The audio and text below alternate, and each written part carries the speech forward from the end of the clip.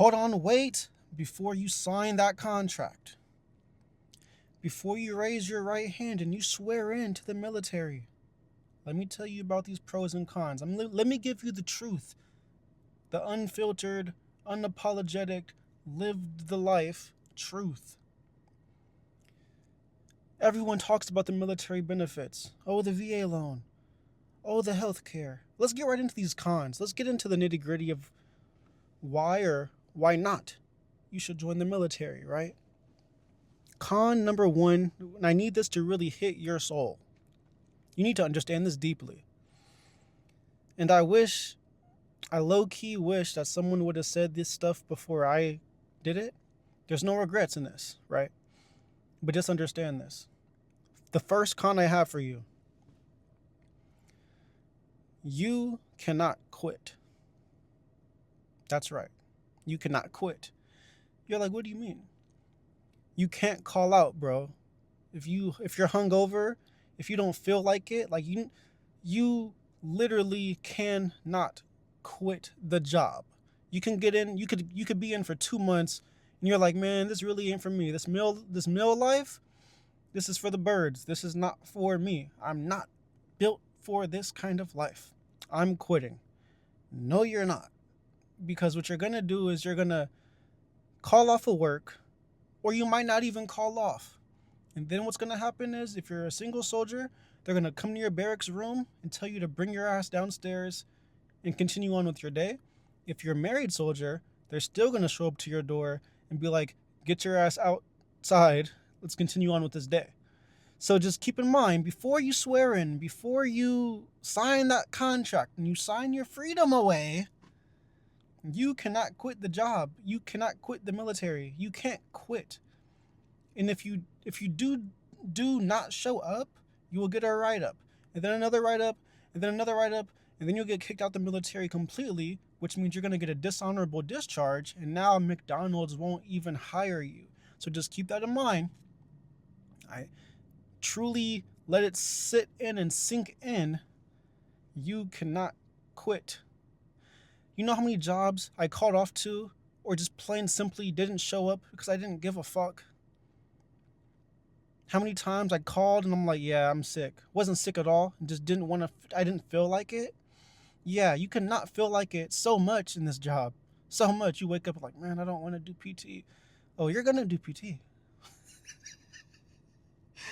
you're going to do PT, bro. What? Even if you're injured, Sergeant, I broke my leg. Okay, come in and go to sick call. We'll talk about it. Oh, you're going to come in though. You're going to come in. They're going to get theirs. They're going to get theirs for sure. So that's the first con, man. You cannot quit. So just understand that. You can't quit. Number two, I mean, it's kind of hand in hand though. Your freedom, right? Even on the weekends, they say you cannot leave the base more than 250-mile radius. So that means if grandma lives 350 miles away, you can't go there because they might want to call you back. Come back into the office. We got some more work to do. We got some maintenance issues we got to resolve. You need to come back in. Oh, but I'm here though. Well, so you don't listen. Okay, bet. We'll just give you a write up. 2 more times you're out of here, buddy. The freedom haircut regulations has to be a certain length, certain width. You cannot walk and text on your cell phone at the same time. You can't drink and walk at the same time. You cannot have an opinion on politics on social media. There's a lot of things you can't do on social media. I'm in regulations, by the way. This video does not represent the Department of Defense whatsoever. This is all entertainment and education purposes only. Okay. And so just keep in mind, you might have a big weekend plan with your girl, right? Oh, babe, this weekend we're going to the lake. We're going to go fishing. We're going to camp out. We're going to go hike. We're going to have a good time, babe. We're going to have a great time this weekend. And then you get a call from your sergeant, one of your command, right? Hey, yo, come in. I need you to pull staff duty. Staff, huh? I need you to pull this 24-hour shift from 6 a.m. to 6 p.m. Oh, but I don't care. But I don't care.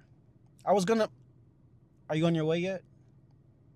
So keep in mind, bro, you don't have regular person freedom. If it's your Friday and you think it's your Friday, you can very well be called in the very next day and then stay for 24 hours without a notice, without a heads up. So keep in mind, you can't quit the job. And you're basically on call 24/7 unless you have a predetermined leave that was approved and solidified, stamped by first sergeant and stuff like that. You are not going to have genuine freedom. Number 3, I want you to get this one. A lot of people probably don't talk about this. I don't know why not, but it is important if you're on the outside looking in. You may or may not know this. The military is a lot. Well, hold on. Let me get right. I can only speak for the Army. The Army culture is a lot of vaping, alcohol, and energy drinks. There's a guy that just came into my section here recently. Young bull. He's probably like 2 years younger. Young bull though, right? This is like his first duty station and everything. This is mine as well, but nonetheless.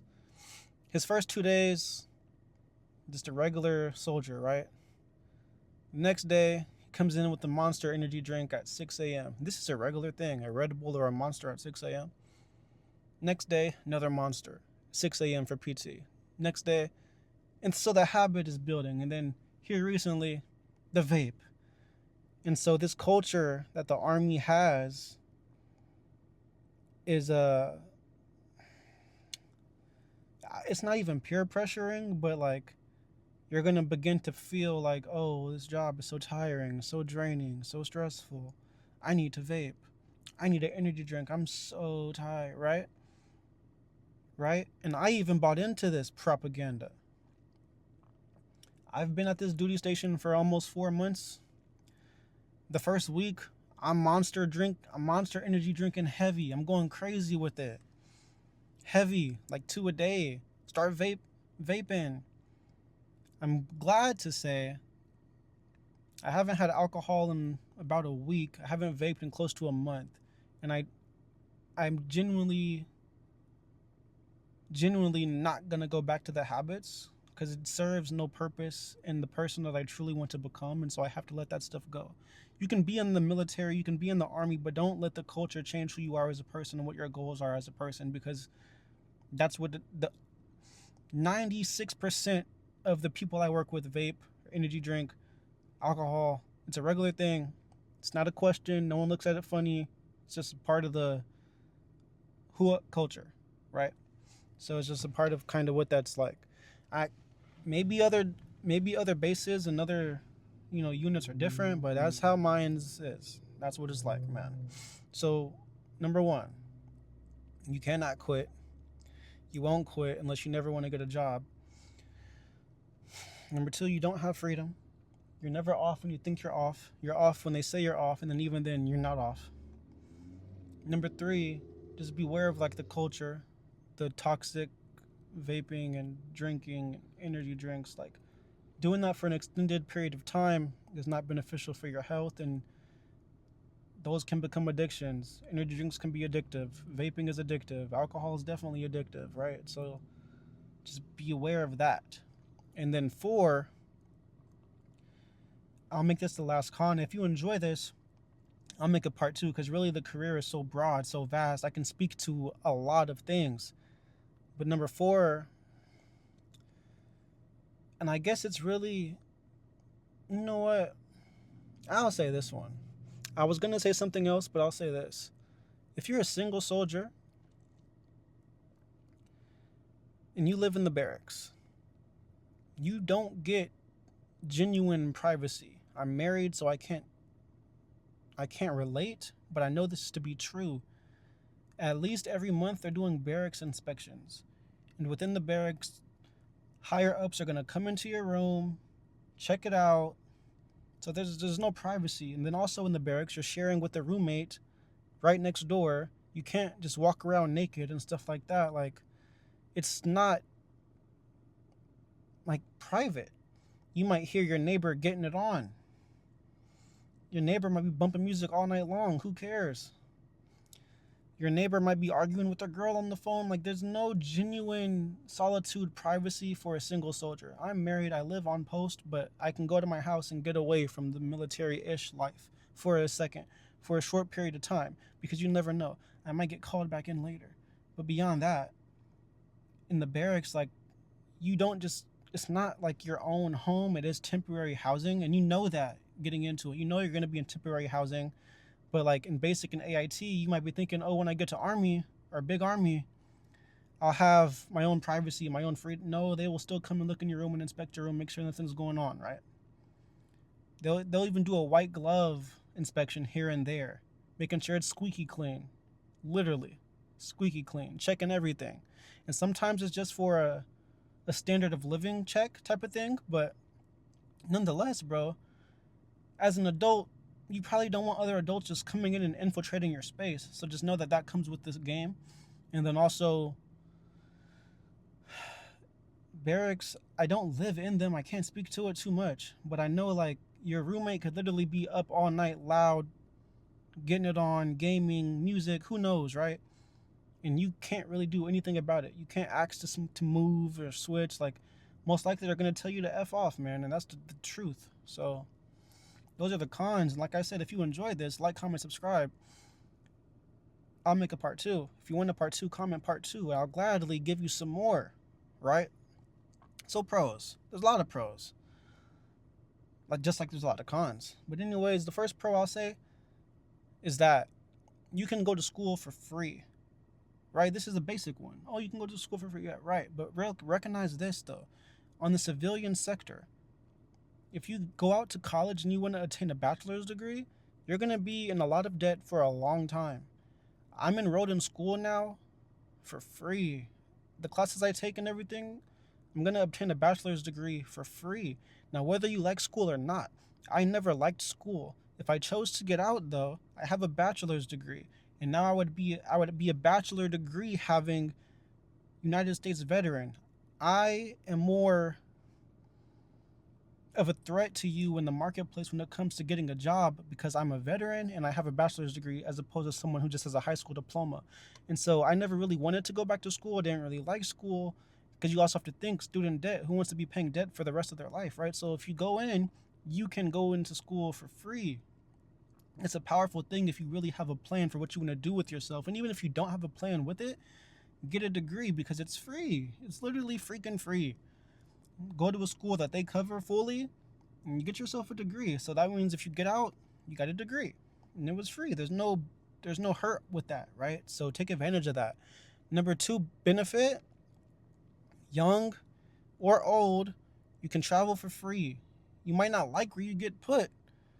You might not. I got put in Kansas. I like it. It's decent.